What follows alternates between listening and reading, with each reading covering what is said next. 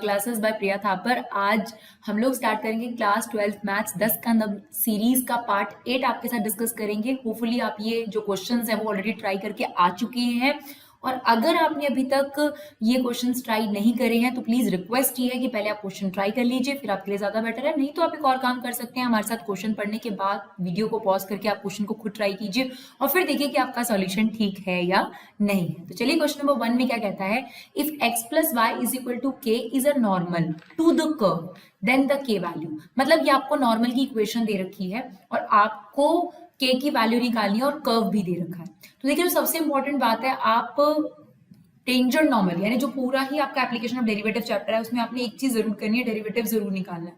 तो Y square का derivative कितना होगा, 2y, y का दोबारा लेंगे dy by d x, 12x का 12 आ गया।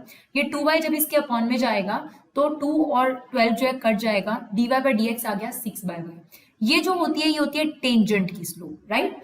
अब जो हमें इक्वेशन दे रखी है ये नॉर्मल की इक्वेशन दे रखी है, तो कोई बात नहीं, पहले इससे नॉर्मल की स्लोप निकाल लेते हैं। किसी भी लाइन से अगर आपने स्लोप निकालनी है तो उसका फॉर्मूला होता है minus a by b. Ma'am ये ए और बी क्या होते हैं, देखिए किसी भी लाइन की स्टैंडर्ड फॉर्म ये होती है, एक्स का जो कोफिशिएंट है वो ए, बी वाई का जो कोफिशिएंट है वो बी। तो ये एक्स का कोफिशिएंट है 1, वाई का कोफिशिएंट है 1, फॉर्मूला क्या है माइनस ए बाई बी।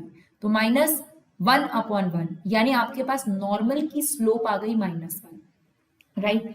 ये नॉर्मल की स्लोप है और ये टेंजेंट की स्लोप है, इन दोनों को इक्वेट मत कर दीजिएगा गलती से, पहले आपको इसको नॉर्मल की स्लोप में कन्वर्ट करना पड़ेगा। तो क्या है, बहुत आसान है, इसका रेसिप्रोकल कर देते हैं और साइन चेंज। तो 6 upon y is a slope of tangent, normal की स्लोप कितनी हो जाएगी -y अपॉन 6। अब -y अपॉन 6 को इक्वेट कर दीजिए, -1 से क्रॉस मल्टीप्लाई करेंगे तो y की वैल्यू आ गई 6। ये जो y की वैल्यू आपके पास आई है इसे इसमें पुट कर दीजिए, राइट।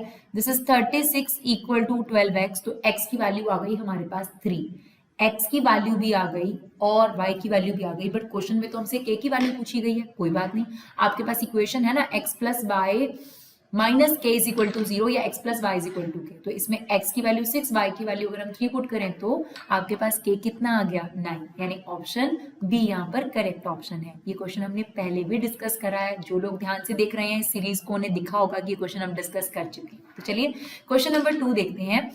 ए मैट्रिक्स आपको दे रखी है, ए इनवर्स ऑलरेडी दे रखा है और कहता है x की वैल्यू निकालिए। तो देखिए ए का तो कोई फॉर्मूला नहीं है, लेकिन ए इनवर्स का हमारे पास फॉर्मूला है, ठीक है जी। ए इनवर्स हमें दे रखा था, हमने ए इनवर्स की आइडेंटिटी अप्लाई कर दी, 1 upon determinant A into adjoint of A. Now here is the A, determinant कैसे निकलता है, दिस यानी 2x स्क्वायर, इसको इससे मल्टीप्लाई करा, माइनस दिस, तो 2x स्क्वायर माइनस 0 कितना आ गया, देखिए 1 अपॉन, डायरेक्टली हमने करा बिकॉज टाइम बचाना है, 1 अपॉन डिटरमिनेंट कैसे कैलकुलेट करा, दिस माइनस दिस, तो 2x स्क्वायर माइनस 0। उसके बाद आपने एडजॉइंट निकालना है, तो एडजॉइंट निकालना भी बहुत आसान होता है, इनको इंटरचेंज कर दो, ये देखो x और 2x, और इनके साइन चेंज कर दो इस वाले के, तो 0 तो एज इट इज रहेगा, इसका साइन हो जाएगा -6। तो ये हमारे पास एडजॉइंट भी आ गई, तो हमने डिटरमिनेंट भी निकाला, एडजॉइंट भी निकाला, and that is equal to this, clear. अब यहाँ हमारे पास बचा 1 अपॉन 2x स्क्वायर, ये 1 अपॉन 2x स्क्वायर को अंदर मल्टीप्लाई कर दीजिए। अब देखिए x को 1 अपॉन 2x स्क्वायर से मल्टीप्लाई करेंगे तो क्या बचेगा, 1 अपॉन 2x, 0 को किसी भी चीज से मल्टीप्लाई करेंगे 0, माइनस एक्स को इससे मल्टीप्लाई करेंगे -1 अपॉन 2x, और 2x को इससे मल्टीप्लाई करेंगे तो 1 अपॉन x, इक्वल टू में ये मैट्रिक्स चल रही है ना। इक्वालिटी ऑफ मैट्रिक्स क्या कहती है कि a11 के इक्वल होगा, यानी 1 upon 2x is equal to 1। आप क्रॉस मल्टीप्लाई करेंगे, आपके पास x की वैल्यू 1/2 आ जाएगी। रुकिए, इसको देखकर आंसर देना गलत होगा, आपने सारी जगह से आंसर्स निकालना है। अगर सारी जगह से आंसर सेम आ रहा है तभी यह आंसर है, और डेफिनेटली आप निकाल के चेक करिए, अगर आप इसको इससे इक्वेट करते हैं तब भी x की वैल्यू 1/2 आ रही है, इसको इसके इक्वल इक्वेट करेंगे तब भी x की वैल्यू 1/2 आ रही है।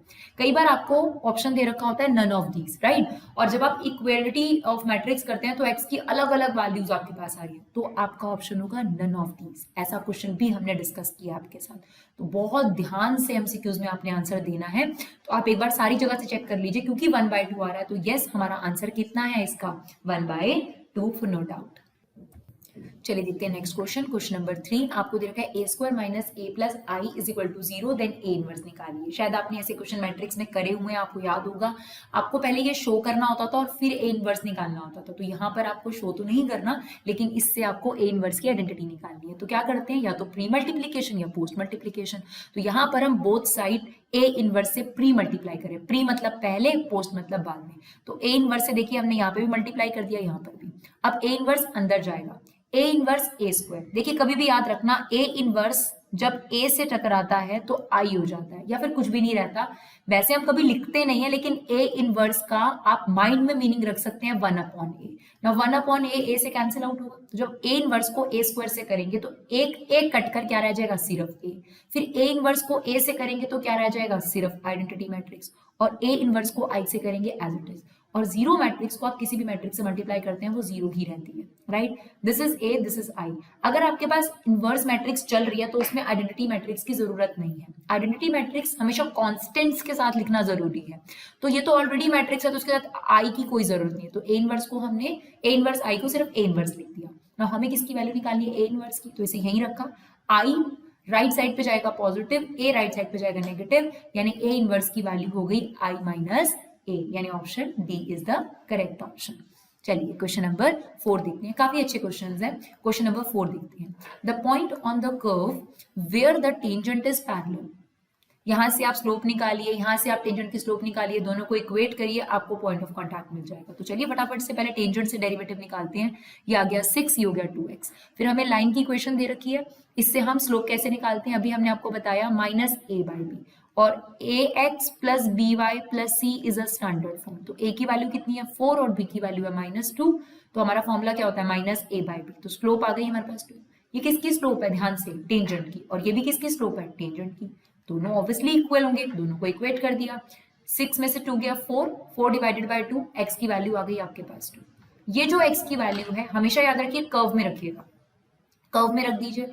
12 माइनस 4 आपके पास y की वैल्यू आ गई 8, यानी पॉइंट ऑफ कांटेक्ट हो गया 2,8, यानी यहाँ पर ऑप्शन ए आपका करेक्ट है, राइट। चलिए देखिए क्वेश्चन नंबर 5। इस तरीके के भी बहुत सारे क्वेश्चंस हमने डिस्कस करें, जैसा क्वेश्चन नंबर 5 है। आपको दे रखा है एक मैट्रिक्स ए है 3 ऑर्डर 3 की, उसका एडजॉइंट दे रखा है, आपको डिटरमिनेंट निकालना है। इसके लिए आपको ये रिलेशनशिप याद रखना पड़ेगा बच्चों, और ये एनसीईआरटी में ही है रिलेशनशिप। किसी भी मैट्रिक्स का एडजॉइंट का डिटरमिनेंट किसके इक्वल होता है, उस मैट्रिक्स के डिटरमिनेंट की पावर n-1। नाउ आपको ऑलरेडी एडजॉइंट की वैल्यू दे रखी है 25, ठीक है। n क्या होता है उस मैट्रिक्स का ऑर्डर, तो यहाँ पर हमने रख दिया 3, 3 माइनस 1 इज 2। अभी जो स्क्वायर है अगर इस पे स्क्वायर रूट जाएगा तो डिटरमिनेंट की वैल्यू कितनी आ गई, +-5, यानी आपका यहाँ पर कौन सा ऑप्शन करेक्ट है, ऑप्शन सी। चलिए बाकी के फटाफट से 5 क्वेश्चन कंप्लीट करते हैं।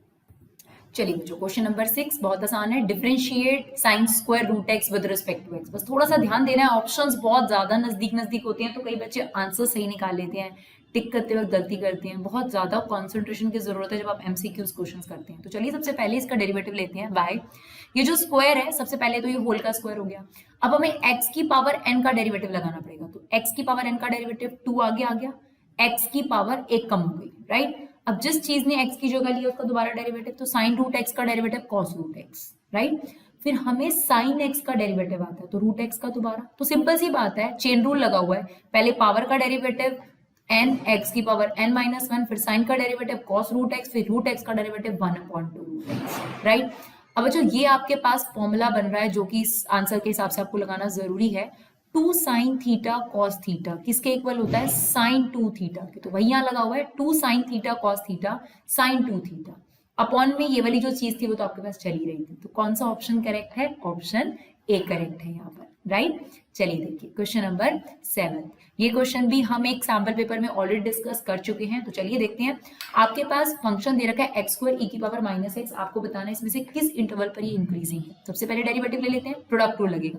x² का डेरिवेटिव 2x, e की power -x as it is, e की पावर -x का डेरिवेटिव e की पावर -x, फिर क्योंकि x की जगह -x ने लिया उसका डेरिवेटिव दोबारा विच इज -1 और फर्स्ट एज इट इज। अब यहाँ से हमने x² e की पावर -x कॉमन ले लिया, क्या बचा 2x - x²। अब हम इसे 0 के इक्वल रखेंगे तो e की पावर माइनस एक्स तो कभी जीरो हो ही नहीं सकती, कभी भी नहीं हो सकती, बिकॉज अगर आप e की पावर जीरो भी करेंगे तो 1 होता है, कभी जीरो नहीं हो सकता। तो ये तो हमने काट दिया, यानी इसे जीरो के इक्वल अलग रखा, इसे जीरो के इक्वल अलग, तो ये तो गलत ही है, तो उसको तो हटा दिया। और इसमें क्या किया हमने, एक्स कॉमन ले लिया, तो इसको जब हम जीरो के इक्वल रखेंगे तो एक्स की एक वैल्यू आ गई जीरो, एक आ गई 2, नंबर लाइन बनाई माइनस इंफिनिटी से इंफिनिटी, तो हमारा इंटरवल है माइनस इंफिनिटी से जीरो, जीरो से टू, टू से इंफिनिटी, राइट। अब आपने क्या करना होता है, माइनस इंफिनिटी से जीरो के बीच में कोई भी नंबर लेना है और एफ डैश एक्स में पुट करके देखना है, राइट। फॉर एग्जाम्पल -10 ले लिया हमने, अगर हम यहाँ -10 पुट करते हैं तो -20 और -100, -20 -100 -120, यानी नेगेटिव आंसर आएगा। तो देखिए मैंने नेगेटिव लिखा है, इसका मतलब ये तो डिक्रीजिंग हुआ इस पर। 0 से 2 के बीच में कोई भी नंबर ले लीजिए, फॉर एग्जाम्पल 1 ले लेते हैं, अगर हम यहाँ 1 पुट करते हैं तो 2 - 1 पॉजिटिव आंसर आएगा।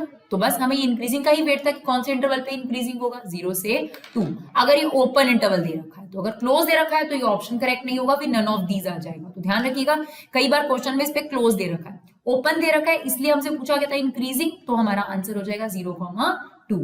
और 2 से इंफिनिटी में से भी कोई नंबर ले लीजिए, फॉर एग्जाम्पल 10 ले लेते हैं, अगर आप 10 पुट करेंगे तो भी इसका आंसर नेगेटिव आएगा। तो इस इंटरवल पे इंक्रीजिंग और सॉरी डिक्रीजिंग है, इस पे इंक्रीजिंग है और इस पे डिक्रीजिंग है। तो आपसे पूछा गया था इंक्रीजिंग किस पर, तो 0 से 2 is the correct answer, right. चलिए क्वेश्चन नंबर 8 देखते हैं, ये भी बहुत बढ़िया क्वेश्चन है। क्वेश्चन नंबर 9 भी बहुत अच्छा है और 10 भी बहुत अच्छा है। तो चलिए फटाफट से तीनों क्वेश्चन देखते हैं। क्वेश्चन नंबर 8 आपसे कहता है dy by dx निकालिए, इम्प्लिसिट फंक्शन है। चलो फटाफट से डेरिवेटिव लेते हैं। cos xy is equal to k, cos का डेरिवेटिव माइनस sin xy, जिस चीज ने x की जगह लिया उसका डेरिवेटिव दोबारा, इस पे लगेगा प्रोडक्ट रूल, x का derivative 1, y as it is, x as it is, y का डेरिवेटिव dy by dx, और कांस्टेंट का डेरिवेटिव तो ऑब्वियसली जीरो ही होगा। अब ये वाली जो चीज है वहां जाके जीरो हो गई, right, zero upon something is zero. Now ये बचा हमारे पास y plus x d y by d x is equal to zero, y वहां जाके माइनस हो गया और x इसके अपॉन में आ गया, तो हमारा dy बाई डी एक्स का आंसर आ गया b minus y by x, right. Question number 9 बहुत आसान है, बट देखकर कई बार बच्चे घबरा जाते हैं। आपको डिटर्मिनेंट कैलकुलेट करना है ना, तो आप डिटर्मिनेंट कैलकुलेट करने के लिए जो आप करते हैं वही करिए। क्या, इसको मल्टीप्लाई कर देंगे माइनस इसको मल्टीप्लाई कर देंगे, यही करते हैं हम डिटर्मिनेंट में, आप यही करिए, ठीक है। cos 15 cos 75 minus sin 75 sin 15, बस आपको थोड़ी सी आइडेंटिटीज याद होनी चाहिए थी। क्या, cos a cos b minus sin a sin b, ये किसके इक्वल होता है बच्चों, ये इक्वल होता है cos a प्लस b के। तो cos a प्लस b करेंगे तो cos 90 की वैल्यू कितनी आ गई, 1। तो हमारा क्वेश्चन बी यहाँ पर करेक्ट है, राइट। चलिए क्वेश्चन नंबर 10 देखते हैं, ये भी एनसीईआरटी का क्वेश्चन है और बहुत अच्छा क्वेश्चन है। एनसीईआरटी में भी इसे इंपॉर्टेंट क्वेश्चंस में ही से काउंट करा जाता है। आपको ये फंक्शन दे रखा है, कॉन्टिन्यूअस है और के की वैल्यू, देखिए जितने भी आप क्वेश्चन देखेंगे, जितने भी सैंपल पेपर देखेंगे, ये टाइप आपको जरूर मिलेगी, तो इसकी प्रैक्टिस करना बहुत ज्यादा जरूरी है, ठीक है। तो आपको दे रखा है फंक्शन कॉन्टिन्यूअस है, इसमें लिखा हुआ है नंबर लाइन पे अगर हम देखें 0 के लिए तो आपको के दे रखा है, नॉट इक्वल टू 0 का क्या मतलब हो, मतलब लेस देन और मोर देन के लिए आपके पास यही फंक्शन है, यानी लेफ्ट हैंड लिमिट के लिए भी यही फंक्शन है और राइट हैंड लिमिट के लिए भी यही फंक्शन है। तो उन दोनों को इक्वेट करने से कोई फायदा नहीं। हमें पता है कि अगर फंक्शन कॉन्टिन्यूअस होता है तो right hand limit left hand limit is equal to function at 0, लेकिन इन दोनों को इक्वेट करने से कोई फायदा नहीं है, बिकॉज इनका एक ही फंक्शन है। तो या तो आप राइट हैंड लिमिट को एफ ऑफ 0 के इक्वल इक्वेट कर लो या लेफ्ट हैंड लिमिट को, मुझे पसंद है राइट हैंड लिमिट को। तो चलो अगर ये फंक्शन कॉन्टिन्यूअस है जैसा कि क्वेश्चन में गिवन है, तो right hand limit should be equal to f of 0। ना एफ 0 पर क्या आंसर था, 0 पर आपका क्या आंसर था, और राइट हैंड लिमिट कैसे लिखते हैं, लिमिट एक्स अप्रोचेस 0 का राइट, और फंक्शन कौन सा है हमारे पास, दिस वन, ये फंक्शन हमने यहाँ ले लिया, राइट। अब एक्स की वैल्यू किससे अप्रोच करती है बच्चों, 0 के राइट से, है ना, 0 के राइट से, मतलब x is equal to 0 plus h, या आप कह सकते हैं x is equal to h, क्योंकि 0 प्लस एच इज एच। तो हमने x की जगह h पुट कर दिया, आप देख सकते हैं x की जगह h पुट कर दिया, और ये भी बता दिया h किससे अप्रोच कर रहा है, 0 से। तो limit h approaches 0, h square sine 1 upon h is equal to k. अब जो सबसे बड़ी प्रॉब्लम है वो ये है इस क्वेश्चन में, अगर h अप्रोच करता है 0 से बच्चों, तो 1 अपॉन h अप्रोच करता है इन्फिनिटी से, तो यहाँ पर ये पंगा आपके लिए बहुत ज्यादा पड़ेगा। इसीलिए इस क्वेश्चन को थोड़ा डील करने का तरीका अलग है। यहाँ पर हमने h की वैल्यू डाल दी 0, और हम ये बहुत अच्छे तरीके से जानते हैं कि साइन और कॉस का जो आंसर है वो -1 से 1 के बीच में आता है, इन्फिनिटी नहीं, है ना, इन्फिनिटी तो बहुत दूर की वैल्यू है। तो यहाँ पर हमने h की वैल्यू 0 पुट कर दी, और इसके लिए हमने लिखा है वैल्यू लाई बिटवीन -1 to 1। तो अगर कोई भी वैल्यू -1 से 1 के बीच में होगी और उसे जब 0 से मल्टीप्लाई करोगे तो फाइनल आंसर आपके पास क्या आएगा? 0। इसीलिए यहाँ के का आंसर क्या है? 0, यानी option c is the correct option. अगर आपको ये वीडियोस यूजफुल लग रही हों तो प्लीज़ हमारे चैनल को सपोर्ट करिए, सब्सक्राइब करिए, लाइक करिए, शेयर करिए, जिस भी तरीके से सपोर्ट कर सकते हैं सपोर्ट करिए।